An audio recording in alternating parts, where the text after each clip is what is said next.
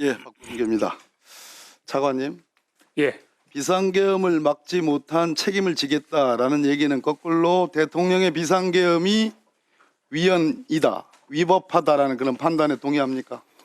다시 말씀드리면 그것이 위헌인지 위법한지 여부는 추후 따져보겠지만 저는 기존에 제가 국회에 와서도 또 답변 드린 것처럼 계엄이라는 그 행위 자체에 대해서 동의를 하지 않고 찬성하지 않습니다. 박한수 6시간짜리 계엄사령관. 네. 제가 아까 포고령을 낼 때 과거 사례를 참조했느냐 물은 이유는 우리 대법원 판례에 2018년 12월 13일 선고 2016도 1397 판결이 있습니다. 그 판결은 말 그대로 유신 비상계엄 체제에 대한 위헌 무효를 선언한 판결이에요. 알고 계세요? 예, 정확하게 모르지만 그런 건 들은 것 같습니다. 정확하게 모르고 어떻게 포고령을 발의했어요? 그래서 문제가 있다는 겁니다. 하나하나 따져볼까요? 헌법 77조 3항에 보면 비상계엄에 대해서 정부와 법원의 권한에 대해서 특별한 조치를 취할 수 있다 이렇게 되어 있습니다. 날 봐요. 정부와 법원의 권한, 국회의 권한에 대해서는 아무런 조치를 취할 수 없어요. 헌법의 규정입니다. 그런데 이번에 비상계엄에 따른 포고령 1호에 제일 먼저 나오는 게 국회, 일체의 정치활동을 금한다. 이것만으로 이미 위헌 위법이고 내란죄. 모르고 했죠. 예, 제가 그걸 분별할 수 있는 상황이 능력은 좀 안 됐거든요. 능력이 안 됐다. 능력이 안 됐는데 국회를 상대로, 국민을 상대로 무장한 군대를 들여보낸다? 몰랐단 얘기예요. 그래서 무능하다는 얘기입니까? 그런 게 아니라 그것을 검토를 했습니까? 예, 순간적으로 검토를 했습니다. 검토를 했으니까 더욱더 범법자예요. 네네, 했습니다. 범법자다. 자, 두 번째. 비상계엄의 요건 1항에 전시사변 또는 이에 준하는 국가 비상상태에 있어서 병력으로서 군사상 필요가 있는 경우에 계엄을 선포할 수 있다 이렇게 되어 있습니다. 군사상 필요에 대한 아까 말한 대법원 판례가 뭐라고 설치했느냐? 상대방이 즉 국회가 상당한 무력을 갖추고 있어 이를 제압하기 위하여 군사력의 동원이 필요한 경우 국회가 무력을 갖고 있습니까? 무장을 하고 있습니까?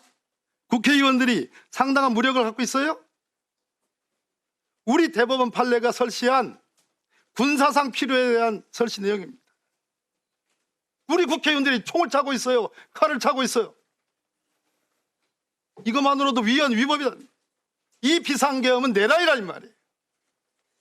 할 수가 없는 국회의 권한에 대해서 조치를 하고 포고령에 두 번째 군사상 필요에 의해서만 비상계엄을 할 수 있는데 군사상 필요라 하면 상대방이 즉 국회 혹은 국회의원이 무력을 갖고 있어서 군대를 파견하지 않으면 제압하기 어려운 경우를 말하는 거예요. 우리는 권총을 갖고 있지 않습니다. 칼을 갖고 있지 않아요.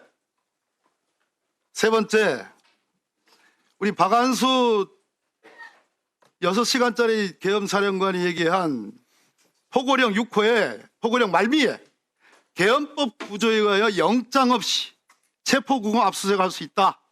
그렇지 이런 경우 계엄법 14조에 의하여 처단한다. 소위 영장주의 예외를 넣었죠? 예, 들어가 있습니다. 이 말이 무슨 말인지 알아요? 법관이 발부한 영장에 의하지 않고서도 참 당신이란 표현하기가 좀 그렇지만 6시간짜리 계엄사령관이 마음대로 영장 없이 체포 구금 압수수색할 수 있다는 얘기. 이런 경우에라도 과거에 유신계엄 때 대법원은 뭐라고 그랬냐? 그런 경우에도 법관에 의한 사후 조치, 사후 통제 수단을 마련해야 된다. 이렇게 얘기했습니다. 없어요. 이 포고령 1호에 아무것도 없어요. 이 세 가지 이유만으로 이 포고령은 위헌, 위법, 무효이고 이 포고령을 만든 근원이 되는 윤석열 대통령의 그저께자 비상계엄은 위헌, 위법한 비상계엄이고 따라서 내란죄이다 이 말입니다. 국헌을 문란할 목적으로 활동한 내란이라 이 말이에요. 어떻게 생각하십니까? 예, 국헌을 문란할 그런 의도는 전혀 아니었던 걸로 저는 느껴집니다. 본인이 어떻게 생각하냐 이 말이에요. 예, 저는 국헌을 문란하고자 하는 그런 행위는 생각도 하지 않습니다. 내가 지금 세 가지 설명했잖아요. 그것이 북한을 물러난다 이 말이에요. 네.